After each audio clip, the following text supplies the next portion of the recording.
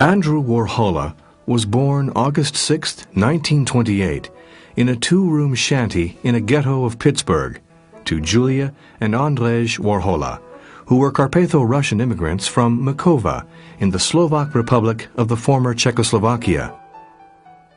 Andy's father, a construction worker, joined other Carpatho-Russian workers who had left the poverty and threatened conscription of their native Makova for jobs in Pittsburgh, where life revolved around the Byzantine Catholic Church.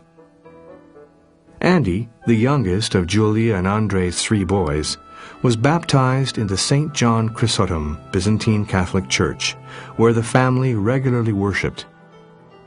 From childhood through his college years, Andy attended the lengthy Byzantine church services. Andy had 3 nervous breakdowns, called St. Vitus's dance, when he was a child, spaced a year apart, at ages 8, 9, and 10. His father had tuberculosis and was ill and housebound from 1939 until his death in 1942. The 2 older brothers were away much of the time, which left Andy at home with his mother.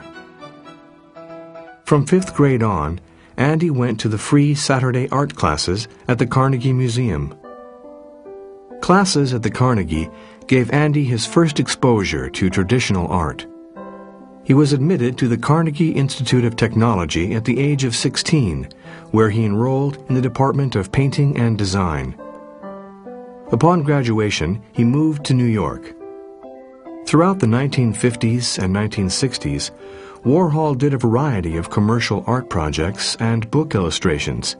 He became a sought-after, successful illustrator of chic fashions. In the early 60s, Andy did his first pop paintings, which soon afterwards catapulted him into fame. At the same time, he expanded his artistic interests to other media. In 1963, he began making films while working on his pop paintings, and in 1966, he began collaborating with the rock music group called the Velvet Underground. In November 1963, Warhol moved all his painting equipment into a loft on East 47th Street that would soon become The Factory.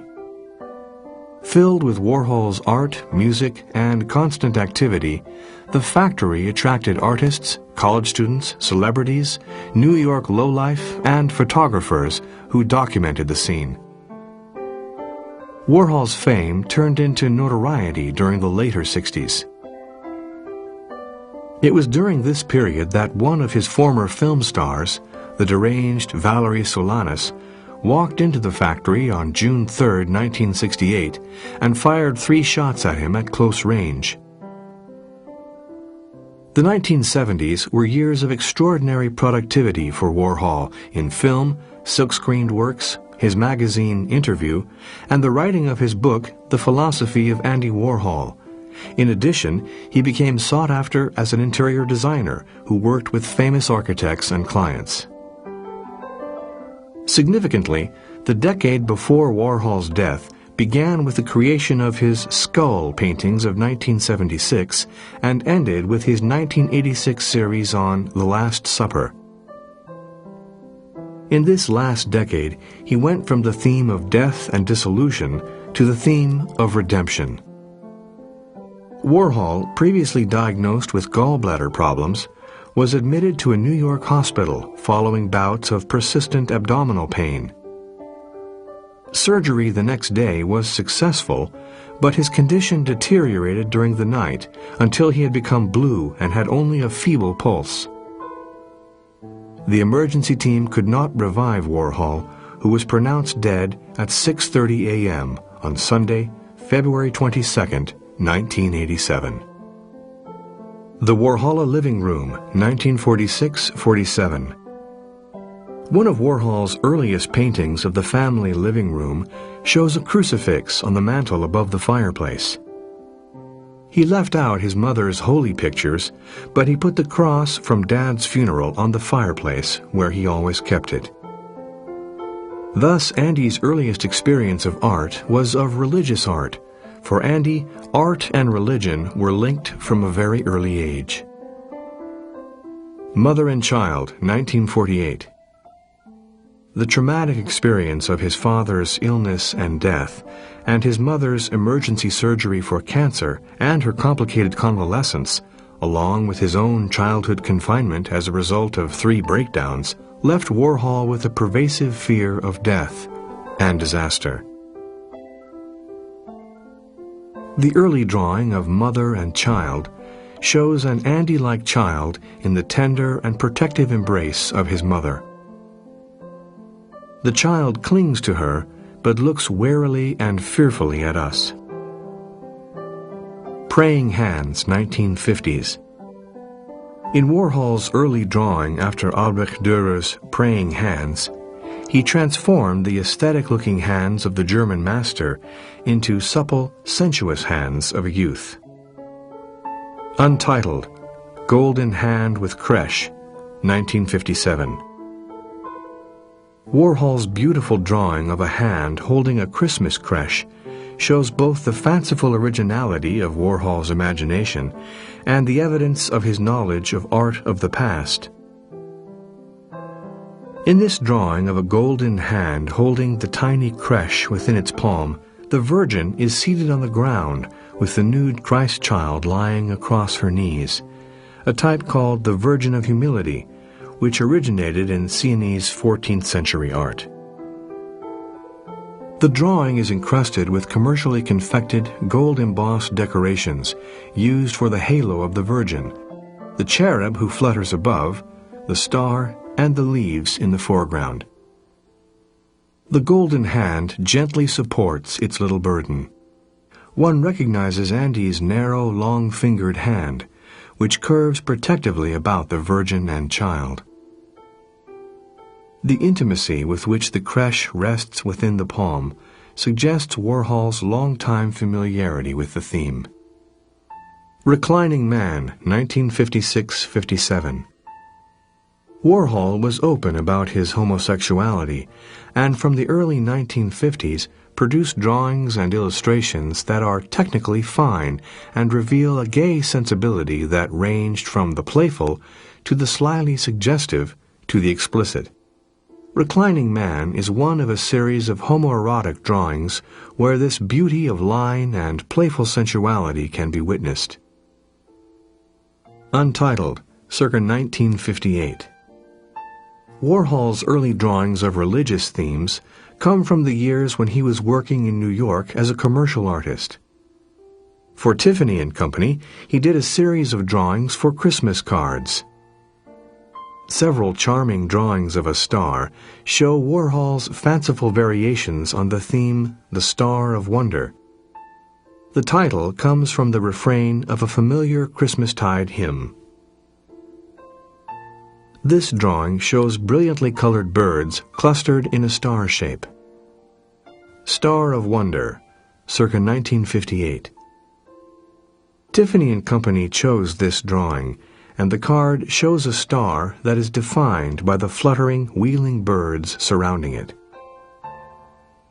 On the face of the card, Andy Warhol was inscribed in the spiky penmanship of his mother, who signed many of his works in these years. Andy's renown in the world of commercial art and fashion gave his name value. Superman, 1961. The material for his first pictures was drawn from comic strips and advertisements that appeared on the backs of tabloids, as well as from popular comic books. Popeye, 1961. Saturday's Popeye, 1961. Batman, 1961. Dick Tracy, 1961. Dick Tracy and Sam Ketchum, 1961. Nancy, 1961. A Boy for Meg, 1, 1961.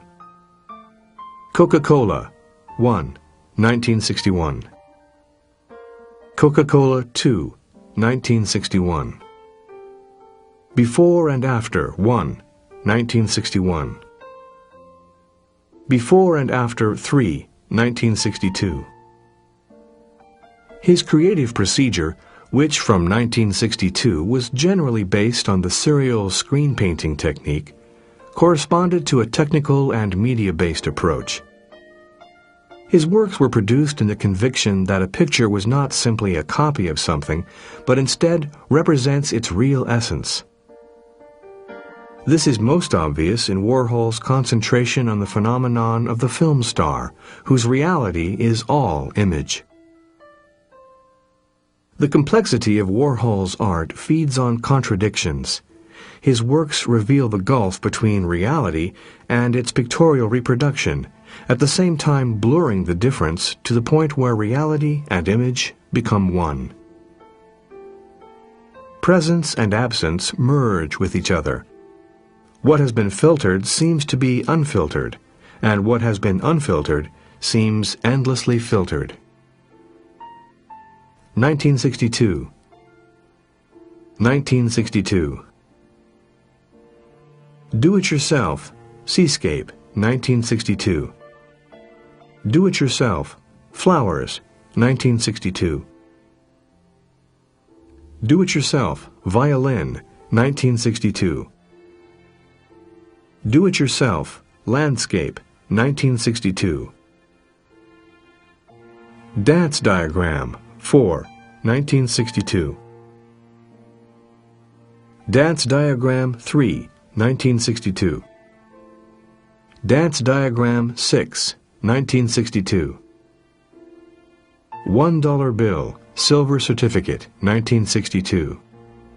1962. The small-format Campbell's soup can pictures were Warhol's first attempt at series painting, that is, using a succession of images based on the same motif in various paintings. Big Torn Campbell's Soup Can, Vegetable Beef, 1962. Big Torn Campbell's Soup Can, Pepper Pot, 1962. Campbell's Soup Box, 1962. 100 Cans, 1962. In the large-scale 100 Cans, in which he used photographic material for the first time, and in dollar bills, he experiments with grid-like arrangements of serial compositions within a picture. The cans and dollar bills spread out over the canvas, seeming almost abstract in their horizontal and their vertical system of coordinates. Front and back dollar bills, 1962. Green Coca-Cola bottles, 1962.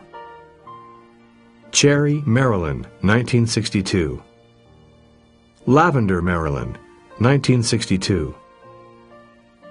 Warren, 1962. Troy, 1962. The regular sequence of images in this work is an excellent example of the way Warhol used his silkscreen technique. The black and white images differ from one another only by the halftone in which each was printed, yet the silkscreen in the color portraits serves as a sketch that defines the actual features of the face. It is printed over the hand-painted yellow hair, violet face, and red pullover. Green Car Crash, 1962. Liz No. 1, 1963. Liz No. 2, 1963. Liz No. 5, 1963. Liz No. 3, 1963. Single Elvis, 1963. Single Elvis, 1963. Elvis 2 Times, 1963. Double Elvis, 1963. Silver Liz, 1963. The Disaster Pictures, quite likely his most impressive and important series, reveal the dark side of American consumer positivism. The everyday tragedies of automobile accidents, suicides, major fires, and electric chairs join together to form an endless series, resulting in the death of their original meaning. Burning Car 1, 1963. Bellevue 1, 1963. Orange car crash, 1963. Silver car crash, 1963. Bellevue 2, 1963. Suicide, Purple Jumping Man, 1963. Black and White Disaster, 1963. In many of these paintings, the uniformity of the composition is interrupted both by overlapping and smudging the underlying image, evoking a seemingly narrative content and cinematic motion. Yet considered more closely, this sensation of time is just as misleading as in his first films. It is always the same shot and always the same silk-screened image. Suicide, Fallen Body, 1963. Orange Disaster No. 5, 1963. Gangster Funeral, 1963. Blue Electric Chair, 1963. Optical Car Crash, 1962. Silver Car Crash, 1963. Suicide, 1963. This shows a 23-year-old model that jumped from the observation deck of the Empire State Building to her death. When one first views the 10 by 6 foot painting, it is the abstract black pattern with its undulant highlighted forms that absorbs the viewer's attention. Then the multiple repeated images become clear. The model is serene and whole in death, her body cradled on the indented top of a car, her face tranquil, her body relaxed, while her white-gloved hand touches her pearls. As the eyes move down the painting, the images become less clear and overlap, leaving peripheral blank areas. Finally, in the last register, 5 images are overprinted, accelerating the rhythm and making the face and body of the pretty model increasingly unreadable, until in the lower right she is lost in the pattern of dark and light shapes. Lavender Disaster, 1963. This photograph shows a room empty except for the electric chair, which is almost at its center, with light falling upon the chair. The single other visible object is a sign at the right proclaiming silence. In the Lavender Disaster, the repetition of this image is symmetrical with 3 images across the width of the painting and 5 laterally. A spectral light illumines the right-hand image, where the black shadows, which increasingly encroach upon the light, now encompass most of the room. The sign requesting silence is no longer visible. But the darkness of the lower right register seems less a negation of the image and its meaning than a coda to and a meditation on death. Flowers, 1964. The Week That Was, 1, 1964. 4-Foot Flowers, 1964. Red Jackie, 1964. 12 Jackies, 1964. 9 Jackies, 1964. Brillo Box, Brillo Box 3C, off. Kellogg's Cornflakes Box. Mott's Apple Juice Box, 1964. Brillo Box, Campbell's Tomato Juice Box, 1964. Shot Sage Blue Marilyn, 1964. The 4 Marilyn pictures, later dubbed the Shot Marilyns, are today Warhol icons. The color of the hair, face, and lips are masterfully combined with the black of the silkscreen. Shot Light Blue Marilyn, 1964. Shot Orange Marilyn, 1964. Shot Red Marilyn, 1964. Turquoise Marilyn, 1964. Flowers, 1964. Flowers, 1964. 2-Foot Flowers, 1964. Colored Campbell's Soup Can, 1965. Colored Campbell's Soup Can, 1965. Colored Campbell's Soup Can, 1965. Colored Campbell's Soup Can, 1965. Double Self-Portrait, 1967.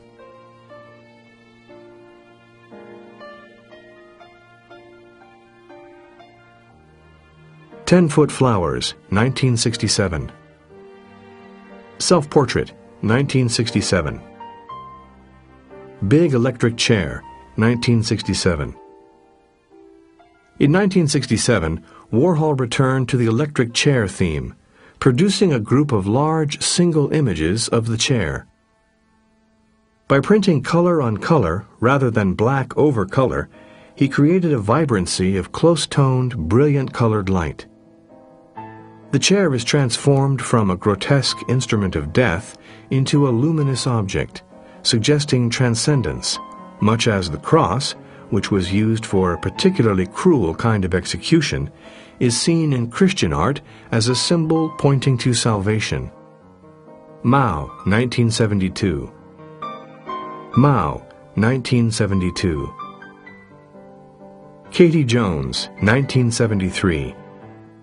Warhol's portrait of Katie Jones stares forth with something of the mute appeal seen in the eyes of the Egyptian Fayum coffin portraits. Done for the mummy cases of the deceased, the Fayum portraits were presumably painted before the deaths of their subjects, since they express so directly a sense of individual personality. Katie Jones' eyes, like those of the Fayum portraits, are riveting, claiming the moment, but focused beyond time. Portrait of Julia Warhola, 1974. Hammer and Sickle, 1976. The series of hammer and sickle paintings are an ever-changing cycle of still-life images in which the objects and their shadows create a fascinating puzzle. Hammer and Sickle, 1976. Hammer and Sickle, 1976. Hammer and Sickle, 1976. Hammer and Sickle, 1976. Hammer and Sickle, 1976. Skulls, 1976. In 1976, Warhol did a series of paintings of skulls. The resurgence of skull imagery accompanied punk culture and is related to anxiety over the spread of AIDS, as well as the escalating threats of nuclear war and ecological disasters. The colors of the skulls are literally shocking in their brilliance, originality, and unexpected juxtapositions. A pink skull against a green, turquoise, and apricot background. A beige skull which throws a black and scarlet shadow against an olive green and peacock blue ground. A Genetian blue skull with a jonquil yellow shadow and black and gunmetal ground. The placing of the skull varies, as do the shadow shapes, and the expression of the grinning skull differs in each painting, even though it was printed by the same screen throughout. The skull paintings are not only striking in size, but the luscious brushwork and color give this macabre subject a contradictory lyricism and gripping beauty. Skull, 1976. Skull, 1976. The shadow of the skull looks like the head of a fetus, thus death and life are here juxtaposed. Warhol subtly emphasized the fetal-shaped black shadow by placing it against a second colored shadow, which encompasses it and sets it off against the surface on which the skull is located.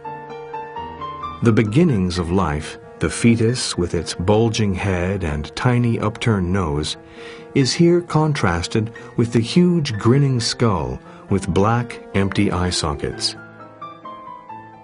Self-portrait, Polaroid photograph, 1977. In this photograph, the vacuous, empty eye sockets of the skull make all the more riveting Warhol's eyes and his complex expression. Warhol's usually albino chalk skin is given a ruddy glow by makeup. Though his glance does not focus toward the spectator, his parted lips, with perhaps the beginning of a smile, suggest an accessibility that is markedly unusual in his self-portraits. The grinning skull on his shoulder, supported by a hand, seems in conversation with the artist. Self-portrait with skull, 1978. When Warhol was 50, he did a self-portrait based on a photo in this series. Warhol painted freely on the canvas, yellow, blue, red, and white, and then printed his own features and those of the skull in black outline. Both Warhol and the skull appear more spectral in the painting. The artist's face seems to disintegrate in front of our eyes. Oxidation painting, 1978. Oxidation painting, 1978. Shadows, 1978. When hung edge to edge in a large gallery, the paintings flow rhythmically around the four walls, encompassing the viewer with brilliant flashes of color in the flame-shaped repeated image, which is set against a richly black background. Shadows, detail, 1978. A second image, an attenuated triangle with a blurred left edge and two sloping vertical areas below, is repeated many times, usually in black against brilliant color, turquoise, apricot, scarlet, a sharp chartreuse, and a soft first spring green. The shadows unfold on walls, creating a nightmare world, a shifting kaleidoscope of brilliant full-color life set against the black shadows of a final darkness. Shadows, 1978. Big Retrospective, 1979.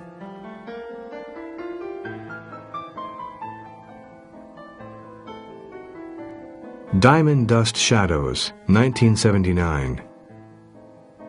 Diamond Dust Shoes, 1980. Diamond Dust Shoes, 1980. Modern Madonna, 1980-81.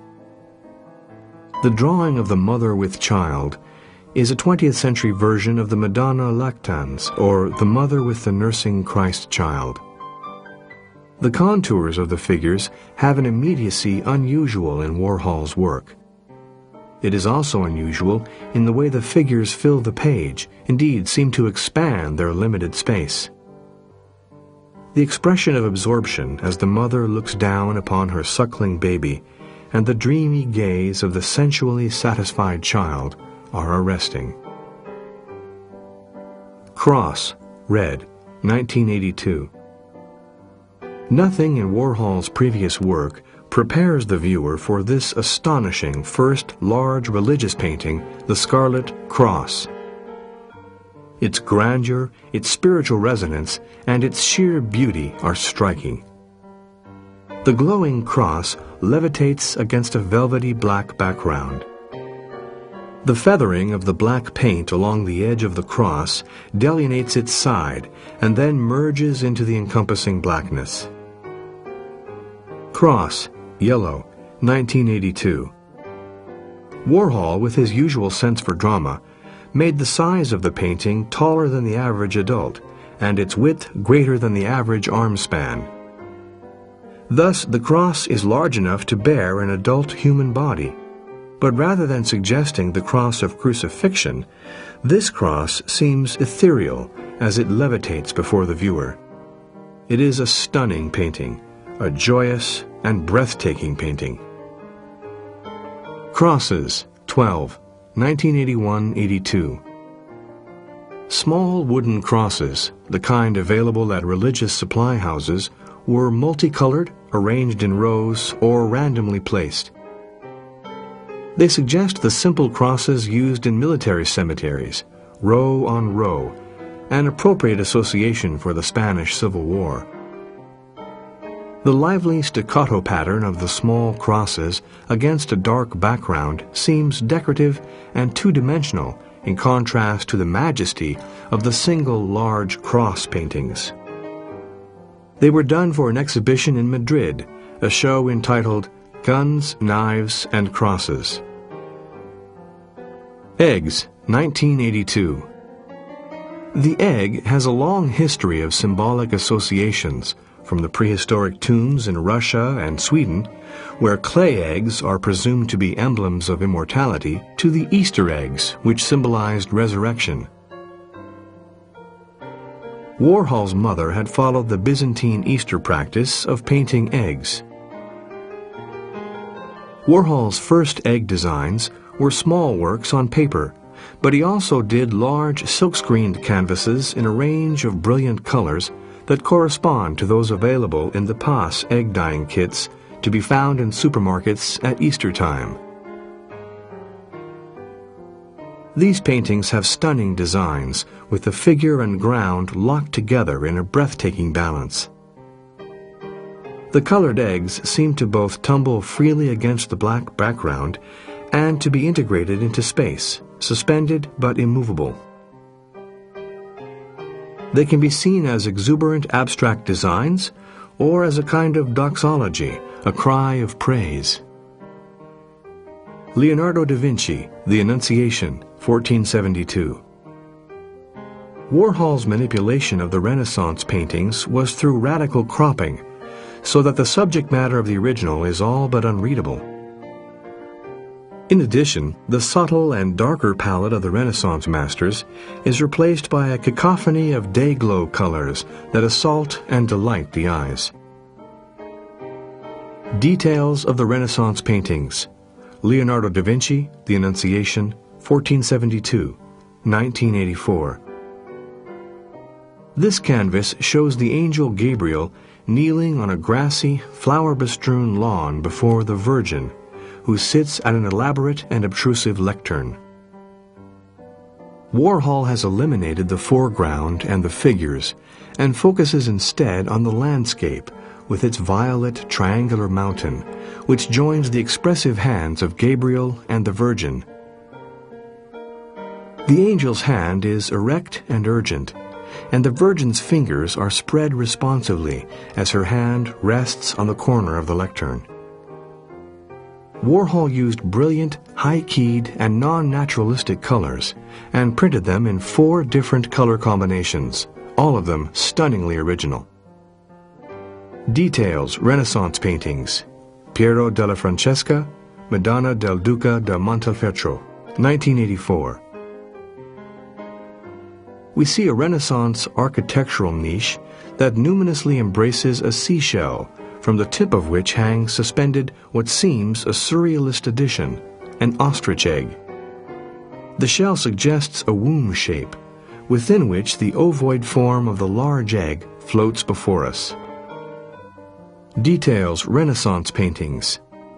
Paolo Uccello, St. George and the Dragon, 1460, 1984.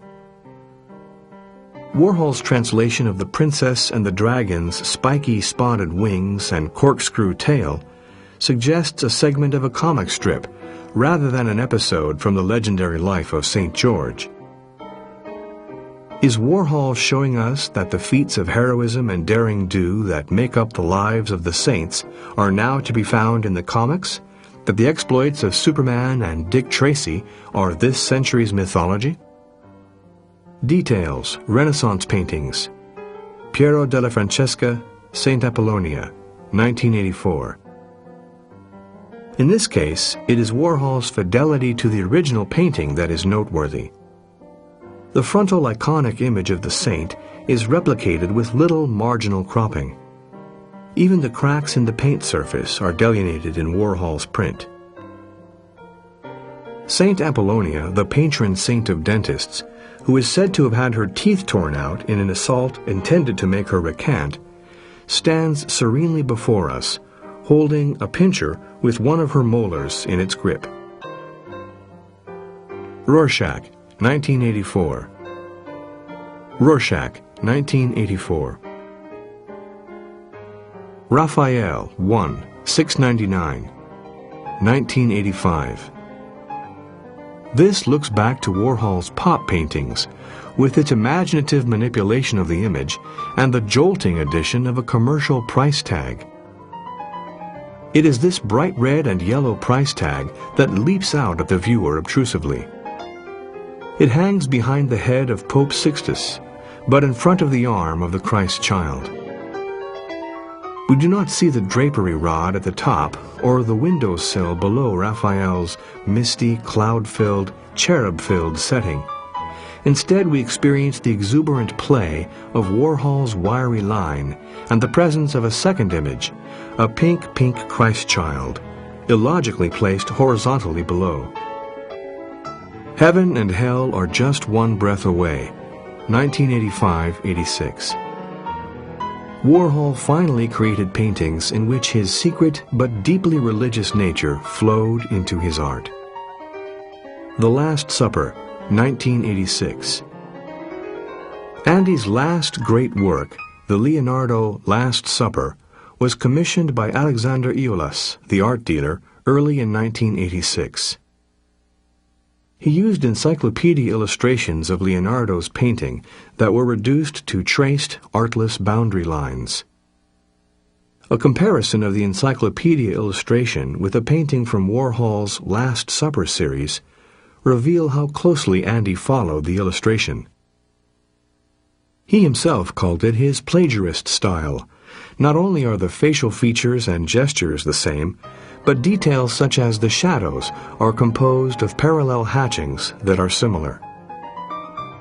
A striking difference, however, is Warhol's omission of the architectural setting and tapestried hangings on the wall. The figures about the table thus appear monumental in size, and the table seems to be pressed into our space. The Last Supper detail, 1986. Warhol was wholly absorbed with the Last Supper paintings in this last year of his life, working on little else. He did the head of Christ over and over again, and also sketches of Christ's hand next to the glass of wine. The Last Supper detail, 1986.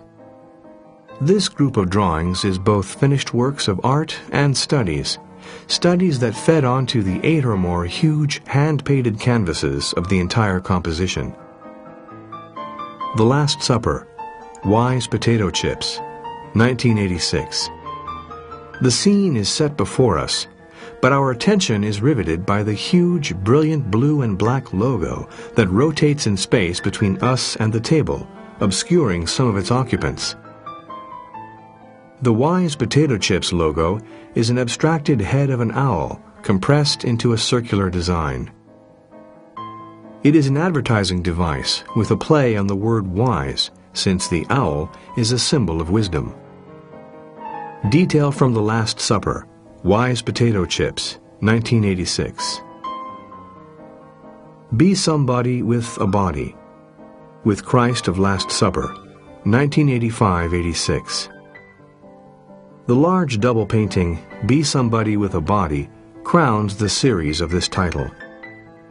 The image and title are taken from an advertisement for bodybuilding. The healthy young man with arms crossed cover his bare chest, who looks expectantly upward, is repeated in several forms by Warhol. The Christ, large in size and physicality, seems to reach with his left hand toward the young man, linking the Christ with the smiling young man whose head is haloed. The black contours of Christ are inscribed against a phosphorescent white background, which contrasts dramatically with the dark zone surrounding the bodybuilder. The luminosity of his body and the encompassing white radiance about his head show him transfigured and haloed. Be Somebody with a Body, with Christ of Last Supper, 1985-86. Some of these paintings have the figure of Christ of the Last Supper superimposed over the young bodybuilder. The Last Supper, The Big C, 1985. The boldest of the hand-painted canvases based on Leonardo's Last Supper is the 30-foot-long canvas titled The Last Supper, The Big C, with 4 images of Christ and the group, at the left of Thomas, James, and Philip, painted in various sizes, with the startling addition of 3 motorcycles, as well as logos and a price tag. The primary colors, red, yellow, and blue, highlight the logos and the largest motorcycle. In this vast Last Supper painting, the reference to the fearful scourge of cancer, the Big C, is surrounded by small, big, and bigger images of Christ. The Christ is another Big C. The Last Supper, Dove, 1986. Our attention is riveted by the obscuring and alien commercial logos that jump forth at the viewer. The corner of the price tag for 59 cents, the Dove soap logo, and also the General Electric logo. The wit and humor of juxtaposing the sacred and the secular engage and startle the viewer. Dove in word and image is familiar from Dove soap packages, and GE from packaged light bulbs, electricity and soap, thus power and cleanliness. Some will remember the old adage, cleanliness is next to godliness. Significantly, the dove levitates above the head of Jesus. Andy would have known the accounts of the baptism of Jesus by John the Baptist, when the heaven was opened, and the Holy Spirit descending upon Jesus in bodily form like a dove. As for GE, we bring good things to light, can be seen as a metaphor for creation, when God separated light and darkness and found His creation to be good. God brings good things to light. GE as a symbol for the Creator, the dove for the Holy Spirit, and Jesus here delineated at the Last Supper, the three make up the Holy Trinity. The price tag? Does it mean everything can be purchased? Or perhaps the meaning that not everything can be purchased? Or again, the 59 cents, which even in 1986 would not have bought much, may refer to a devalued currency and devalued religious images, which are here juxtaposed. This arresting painting suggests multiple meanings. 10 punching bags, with Christ from Last Supper. The strangest of all these Christ images are the 10 white boxers' punching bags, which have the Christ image drawn on them by Warhol, with additional designs and phrases painted by Jean-Michel Basquiat. Christ 112 Times, 1986. In this vast panorama of repeated images, the face, features, and shoulders of Christ at first lose their identity and dissolve into an abstract pattern. But gradually the faces recover their identity, then are lost again in the wave-like motion of the seemingly overlapping contours. The repetition is incantatory and may, for the attuned viewer, act as a visual chant. Warhol had a special sense for shape and size. Here he pushes dimensions to the limits, suggesting indeed that the images could be repeated beyond space and time infinitely. The Last Supper, Pink, 1986. When one first sees the pink Last Supper, there is a moment of shock at viewing two replicas of Leonardo's original mural set side by side. The ambient pinkness of the scene is also startling. But it is surprising how quickly seeing and feeling are accustomed to this doubleness and this pinkness. The Last Supper, Red, 1986. At first viewing, this glowing red painting is startling, with its upside-down panels adjacent to right-side-up panels. The effect should be disorienting, or at the very least, disquieting. The strong vertical of the glowing red tablecloth with the velvet black shadows below the cloth knit the composition together. Looking from left to right, this black and red horizontal is at the upper border and continues to alternate top and bottom as the eye moves from left to right. The rhythm of these alternations is slow-moving and lyrical. Detail from the Last Supper, Red. The Camouflage Last Supper, 1986. The camouflage pattern spills over the vertical edges, functioning as a kind of frame on either side. The camouflage pattern covers and partially veils the features of Jesus' face, as well as the faces of the two groups of apostles to the left and right of him. In the groups at either end of the table, the picture puzzle pattern of camouflage has odd-shaped, light-toned areas that seem to highlight the eyes of Simon and Jude at the extreme right in both scenes. The Apostle Jude, who is second from the right, looks anxiously and searchingly towards us. The three apostles at our left, Bartholomew, James the Greater, and Andrew, seem to peer at the Christ with intensified emotion. Detail from the camouflage Last Supper. Last Self-Portrait, Camouflage, 1986. He used the camouflage pattern for this late self-portrait, in which a very large image of a cadaverous, white-wigged, tragic-looking Warhol peers toward the viewer with an unfocused, far-seeing gaze. The Last Supper, Christ, 1986. This Christ image, silk-screened over pieces of colored paper that have been adhered to a heavy sheet of background paper, is lyrical and reverential. Isolated from the actions of the apostles, and with the setting of the room minimized, the focus on the Christ is intensified. We become aware of the inward and remote expression of his face, and how it contrasts with the self-offering gestures of his hands. 60 Last Suppers, 1986.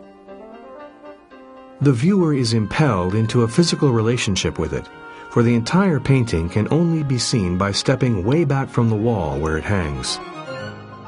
Then, having studied the grid pattern of repeated images, we are drawn forward to examine the individual images, how they are joined, how the blackness of the left and back walls in the repeated rooms makes the light on the right wall and the light about the 60 times repeated Christ seem phosphorescent. The Last Supper, 1986. Camouflage Boys, 1986. Joseph Boys, 1986. Joseph Bays, 1986. Self-Portrait, 1986. Self-Portrait, 1986. Skeletons, 1987. The composition is made up of 4 stitched-together photographs of skeletons. The dynamism and beauty of the skull paintings contrast in mood and in medium with these starkly lit black and white skeletons, who are in search, it seems, of something, their past fleshy selves, or an identity for their anonymous gropings. Andy Warhol's studio at the time of his death.